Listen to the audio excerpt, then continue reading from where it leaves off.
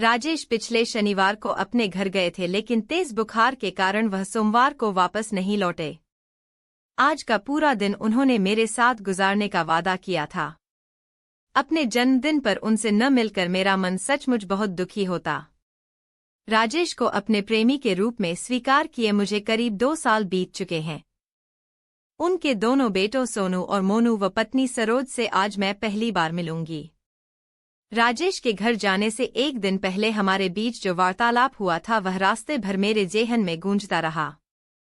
मैं शादी करके घर बसाना चाहती हूँ, माँ बनना चाहती हूँ।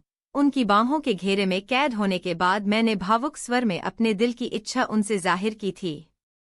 कोई उपयुक्त साथी ढूंढ लिया है, उन्होंने मुझे शरारती अंदाज में मुस्कुराते हुए छेड़ा।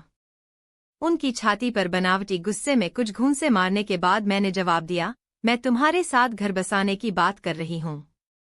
धर्मेंद्र और हेमा मालिनी वाली कहानी दोहराना चाहती हो? मेरी बात को मजाक में मत उड़ाओ प्लीज। निशा, ऐसी इच्छा को मन में क्यों स्थान देती हो जो पूरी नहीं हो सकती? अब वह भी गंभीर हो गए। देखिए, मैं सरोज को कोई तकलीफ नहीं होने दूंगी। अपनी पूरी तनख्वाह उसे दे दिया करूंगी।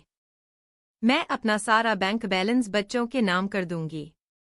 उन्हें पूर्ण आर्थिक सुरक्षा देने। उन्होंने मेरे मुंह पर हाथ रखा और उदास लहजे में बोले, तुम समझती क्यों नहीं कि सरोज को तलाक नहीं दिया जा सकता? मैं चाहूं भी तो ऐसा करना मेरे लिए संभव नहीं। पर क्यों? मैंने तड़प कर पूछा। तुम सरोज को जानती होती तो यह सवाल न पूछती। मैं अपने अकेलेपन को जानने लगी हूं। पहले मैंने सारी जिंदगी अकेले रहने का मन बना लिया था, पर अब सब डामवांडोल हो गया है। तुम मुझे सरोज से ज्यादा चाहते हो?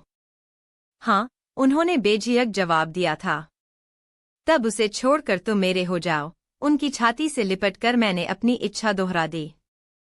निशा, तुम मेरे बच्चे की मां बनना चाहती हो तो बनो। अगर अकेली मां बनकर समाज में रहने का साहस तुम में है तो मैं हर कदम पर तुम्हारा साथ दूंगा। बस, तुम सरोज से तलाक लेने की जिद मत करो प्लीज। मेरे लिए यह संभव नहीं होगा। उनकी आंखों में आंसू झिलमिलाते देख मैं खामोश हो गई। सरोज के बारे में राजेश ने मुझे थोड़ी सी जानकारी दे रखी थी। बचपन में माता पिता के गुजर जाने के कारण उसे उसके मामा ने पाला था। 8वीं तक शिक्षा पाई थी। रंग सांवला और चेहरा मोहरा साधारण सा था। वह एक कुशल गृहिणी थी। अपने दोनों बेटों में उसकी जान बसती थी।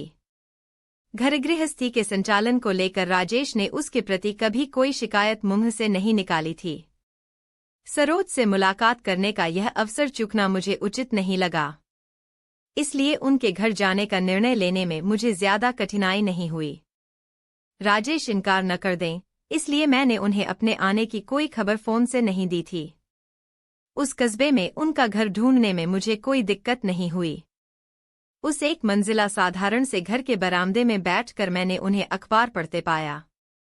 मुझे अचानक सामने देखकर वह पहले चौंके, फिर जो खुशी उनके होठों पर उभरी, उसने सफर की सारी थकावट दूर करके मुझे एकदम से तरोताजा कर दिया। बहुत कमजोर नजर आ रहे हो, अब तबीयत कैसी है? मैं भावुक हो उठी। पहले से बहुत बेहतर हूँ। जन्मदिन की शुभकामनाएं। तुम्हें सामने देखकर दिल बहुत खुश हो रहा है। राजेश ने मिलाने के लिए अपना दायां हाथ आगे बढ़ाया। राजेश से जिस पल मैंने हाथ मिलाया उसी पल सरोज ने घर के भीतरी भाग से दरवाजे पर कदम रखा। आंखों से आंखें मिलते ही मेरे मन में तेज झटका लगा। सरोज की आंखों में अजीब सा भोलापन था। छोटी सी मुस्कान होठों पर सजाकर वह दोस्ताना अंदाज में मेरी तरफ देख रही थी। जाने क्यों मैंने अचानक अपने को अपराधी सा महसूस किया। मुझे एहसास हुआ कि राजेश को उससे छीनने के मेरे इरादे को उसकी आंखों ने मेरे मन की गहराइयों में झांक कर बड़ी आसानी से पढ़ लिया था। सरोज, यह निशा है। मेरे साथ दिल्ली में काम करती हैं। आज इनका जन्मदिन भी है, इसलिए कुछ बढ़िया सा खाना बनाकर इन्हें जरूर खिलाना। हमारा परिचय कराते समय राजेश जरा भी असहज नजर नहीं आ रहे थे। सोनू और मोनू के लिए हलवा बनाया था। वह बिल्कुल तैयार है और मैं अभी आपको खिलाती हूँ। सरोज की आवाज में भी किसी तरह का खिंचाव मैंने महसूस नहीं किया।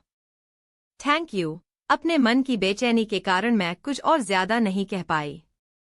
मैं चाय बनाकर लाती हूँ, ऐसा कहकर सरोज तेजी से मुड़ी और घर के अंदर चली गई।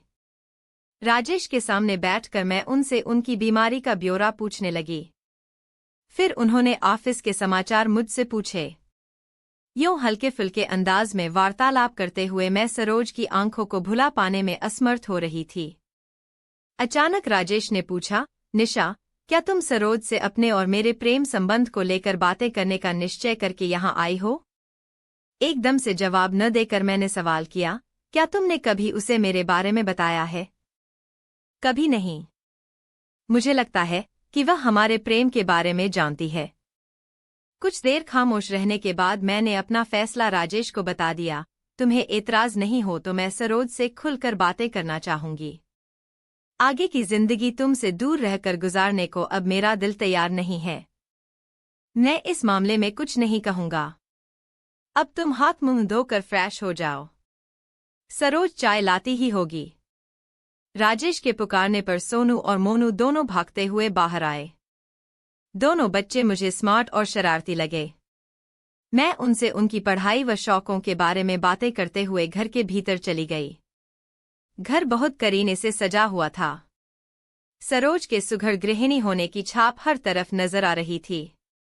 मेरे मन में उथल-पुथल न चल रही होती तो सरोज के प्रति मैं ज्यादा सहज व मैत्रीपूर्ण व्यवहार करती।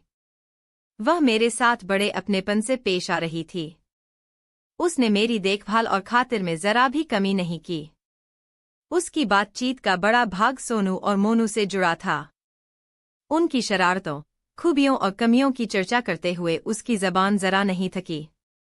वे दोनों बातचीत का विषय होते तो उसका चेहरा खुशी और उत्साह से दमकने लगता। हलवा बहुत स्वादिष्ट बना था।